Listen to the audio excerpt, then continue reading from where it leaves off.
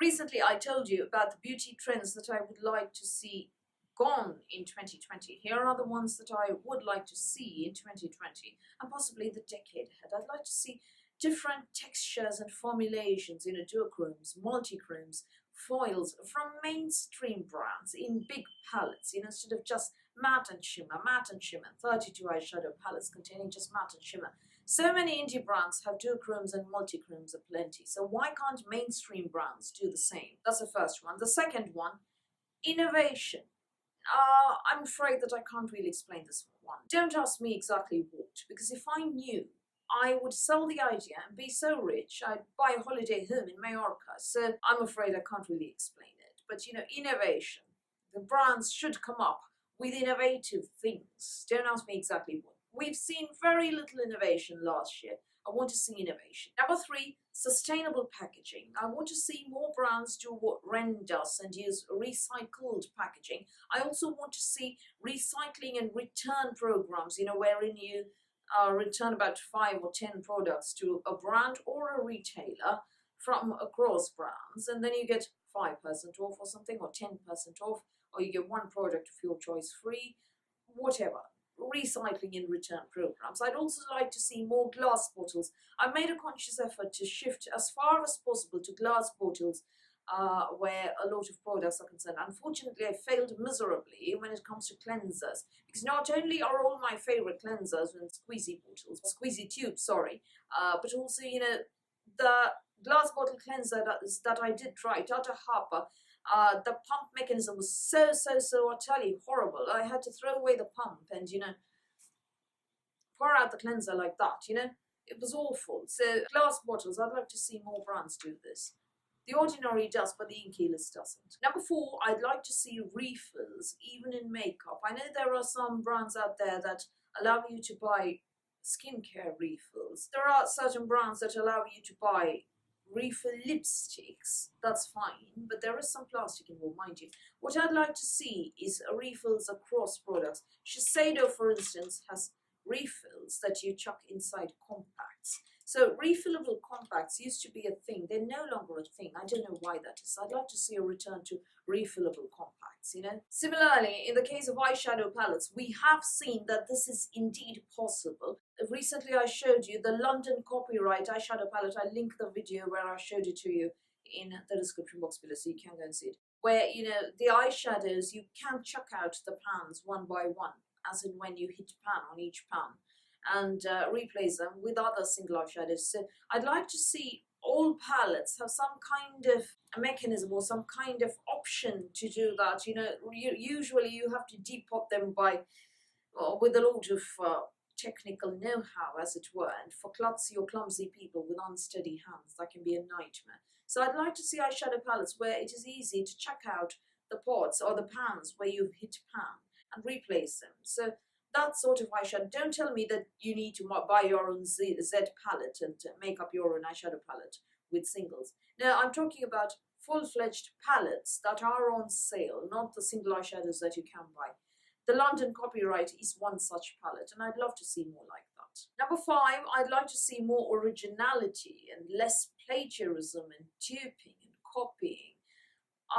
There are brands that copy toners, including packaging, including concept, including color scheme, including design, blatantly. There is a very well-known copy of the Pixi Glow Tonic, very blatant and evident plagiarism there. So that's just the one example that I'm quoting. I'd like to see less of that and more originality, because there is enough room for creativity. The permutations and combinations in makeup are endless, so you can be very original. You don't have to copy somebody. Number 6, I want to see stricter legislation in place when dealing with counterfeit makeup, because there are too many counterfeits out there, and not just in makeup, now in skincare as well. I'd like to see very strict legislation and policing of online sales within a particular country. So eBay included, Amazon included. I don't buy from these places, obviously, but I'd like to see very strict policing of counterfeit makeup, strict legislation in place. I think that eBay themselves must keep a lookout and sort of unlist all the things that are proven to be fake. Number 7, I'd like to see more inclusiveness from brands. not just in terms of the models used. I mean, in terms of the models used, it's not just about skin color, it's also about age. Why are all the, anti-aging models in their teens, 19, 18? That's the average age of a skin care model.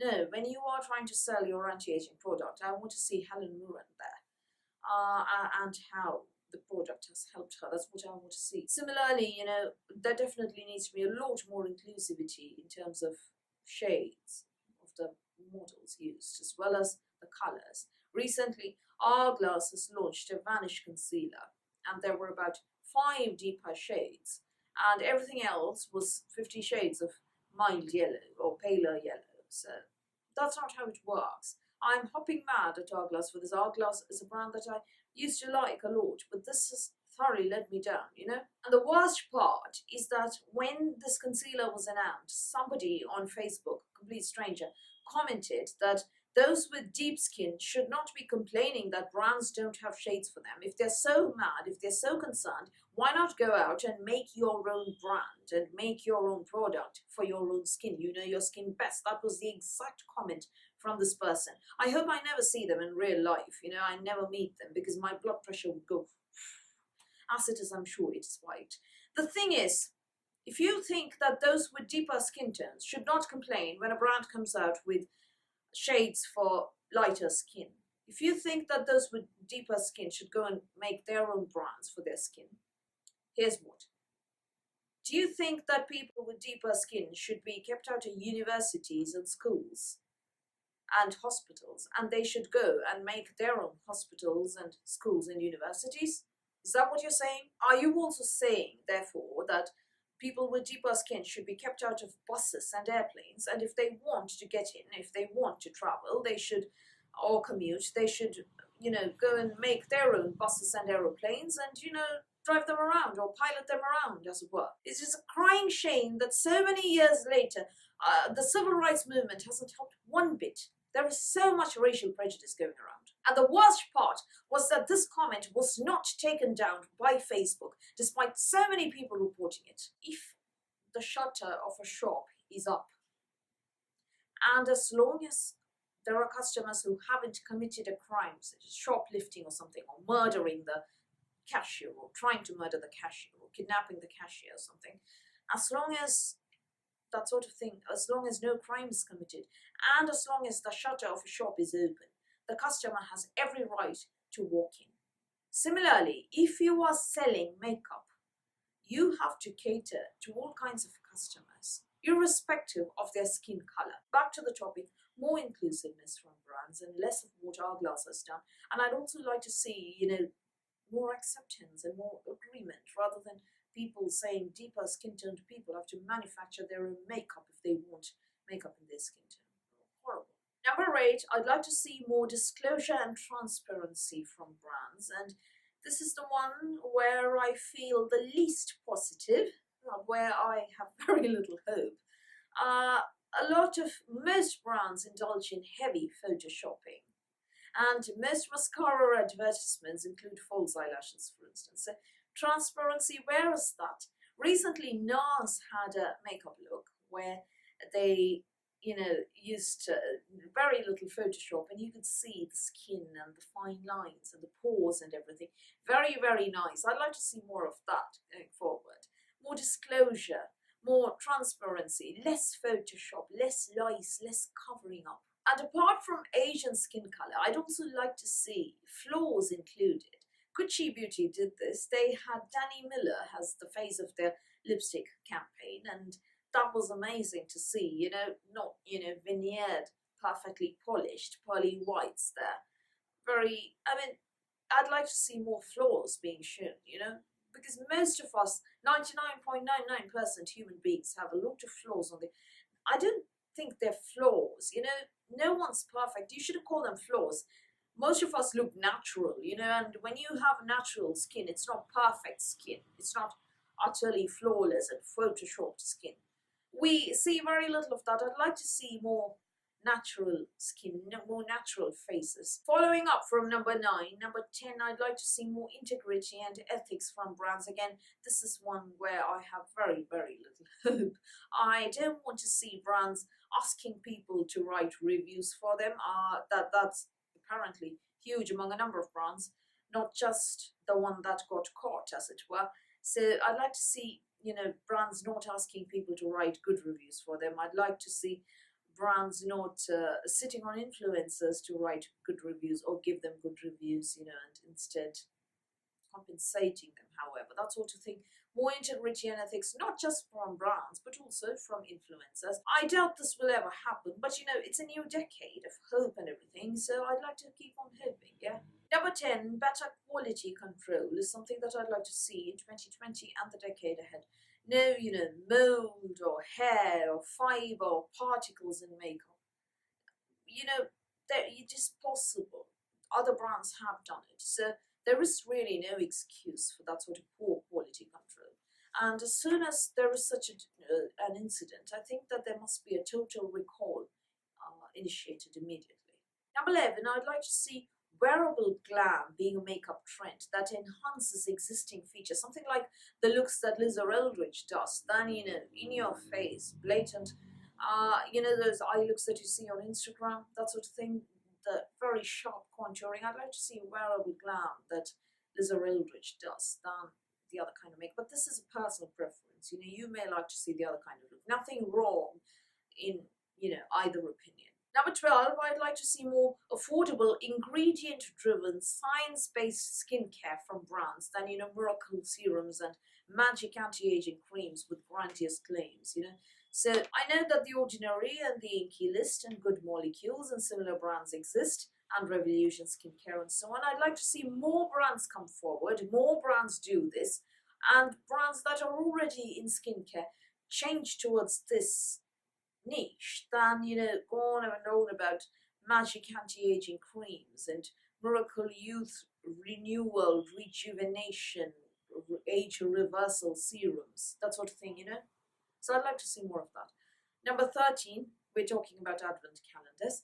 I'd like to see new players coming up, and I'd like to see more value for the money. Last year there were quite a few advent calendars where the cost of the full-size products exceeded the value or the cost of what you paid for the advent calendar, but there were several cases where the total value fell very, very, very short of what you paid for the calendar. So quite a few cases with a lot of minis. So I'd like to see fewer mini collections and more, full-size products that are worth the cost of the calendar during this advent season from August. I would also like to see more beauty box curations, one-off beauty boxes, and collections for spring, summer, autumn, winter from retailers as well as brands. Recently, Look Fantastic launched a Chinese New Year special box, and last year Selfridges did that amazing beauty collection for her. So that sort of curation where there are bargains to be had and where you can buy your favorite products at a very low price because there's a curation involved. One-off beauty box. That's something that I'd like to see. And I'd also like to see more Korean and Japanese beauty boxes. Very few at the moment. And nothing at all that's quite like Mimi Box. We need Mimi Box too. Another thing, I'd like to see themed collections based on books, TV shows and that sort of thing. Anne of Green Gables, we've seen Tom and Jerry. Etude House has one. Mickey Mouse with Innisfree we're seeing right now. We've seen Pirates of the Caribbean and so on. We've seen Star Wars.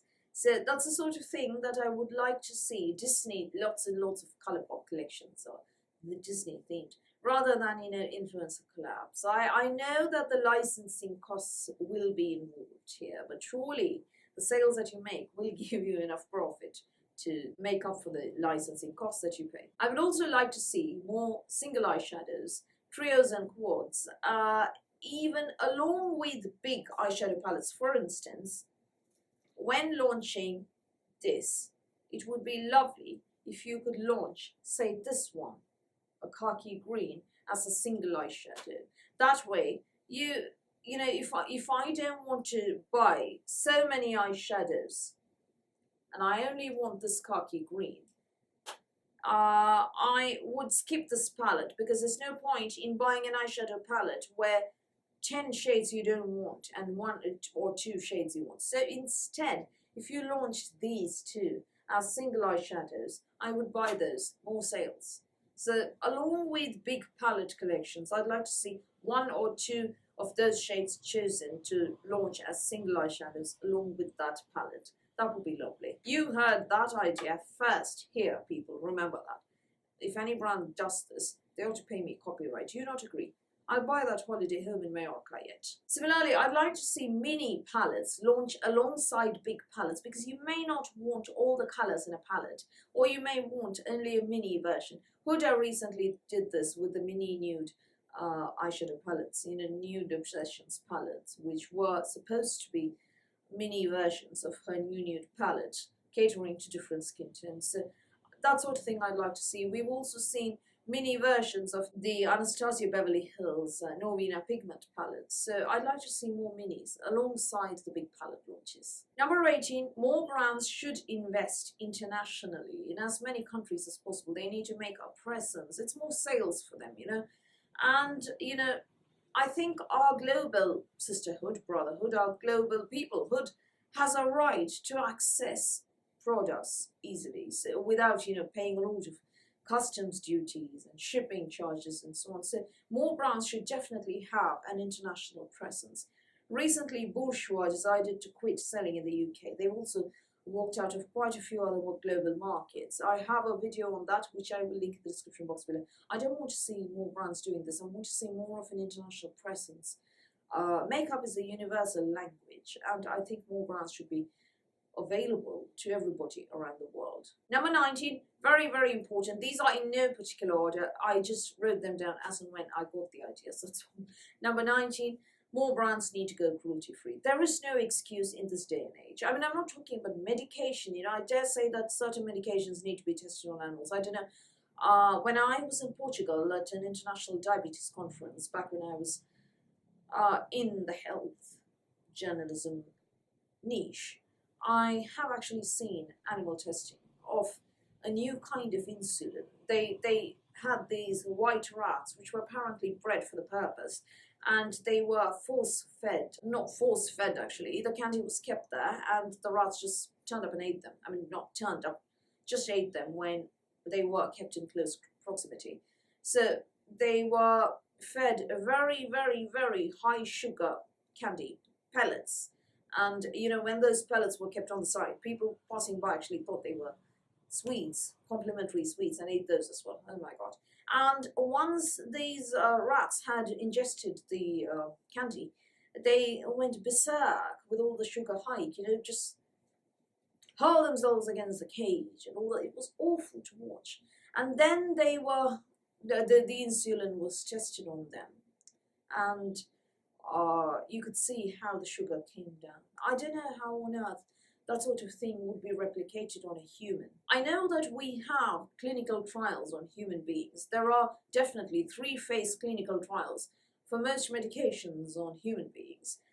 But, in the case of medication, I suppose they test toxicity and that sort of thing first. I don't know how necessary it is and how unnecessary it is. I'm not going to talk about medication because I'm not a science person. I haven't studied science after my secondary education, so I don't want to comment on that. But makeup, there really is no excuse. I think that animal testing has to be stopped. So I'd like to see more and more brands go cruelty-free in the decade forward. Lastly, and this is very important, brands need to accept responsibility for their actions and, admit it when something goes wrong.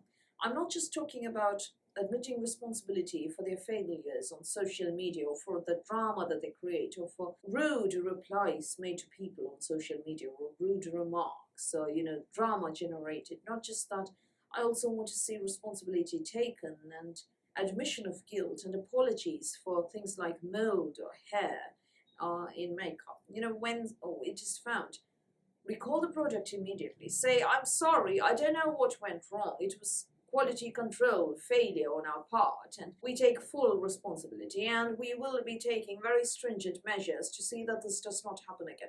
If a brand says that, I think there will be more respect, rather than blame shifting, it wasn't lab that did it was made in that place, or those people wore these weird gloves and that sort of thing. Rather than that, blame shifting. Admit it, something's gone wrong somewhere. It will be investigated. Entirely our fault. Sorry, we should have been more alert, more aware. We should have supervised things a bit more. It was entirely our fault. We're recalling everything, refunding everybody. Going forward, stricter measures in place to see that the sort of thing does not happen again. More brands should take responsibility for their actions. On social media, we hired an intern who did it. Our account is hacked. No, stop shifting the blame like that. Yeah, social media. The person who made this comment, action will be taken. This sort of thing will not happen again. We're terribly, terribly sorry for hurting the feelings of a valued customer, for being rude to valued customers. Will not happen again. So such responsibility needs to be taken by brands. So those are the 20 things that I would like to see from beauty brands and retailers, not just in 2020, but also the decade ahead. What are yours? Would you like to see brands do something in the decade ahead or the year ahead? Do tell me that in the comments below. I would love to know. So that's all from me for today. Thank you for watching this video. Please do give me a thumbs up. Please hit the subscribe button. Please do ring the notifications bell, and I'll speak to you soon.